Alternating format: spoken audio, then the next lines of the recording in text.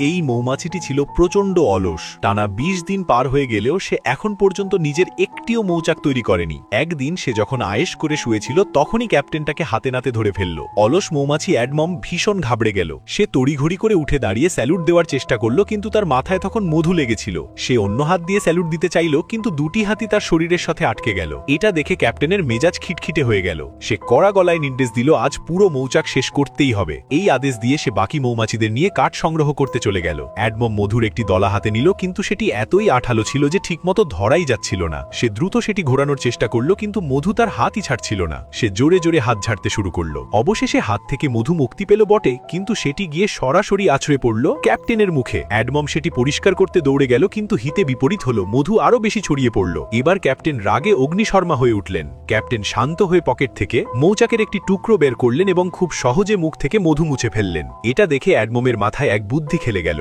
সেও তার হাত মৌচাকের টুকরোতে ঘষে নিল। এখন আর মধু তার হাতে আটকে যাচ্ছিল না। খুশি হয়ে সে তক্ষুনি কাজে লেগে পড়ল। অল্প সময়ের মধ্যেই তার জীবনের প্রথম ৬ কোনা মৌচাকটি তৈরি হয়ে গেল। কিন্তু এই আনন্দ বেশিক্ষণ স্থায়ী হল না। সে ডালপালা দিয়ে মৌচাকটি সামলানোর চেষ্টা করলেও তবুও সেটি ভেঙে গেল।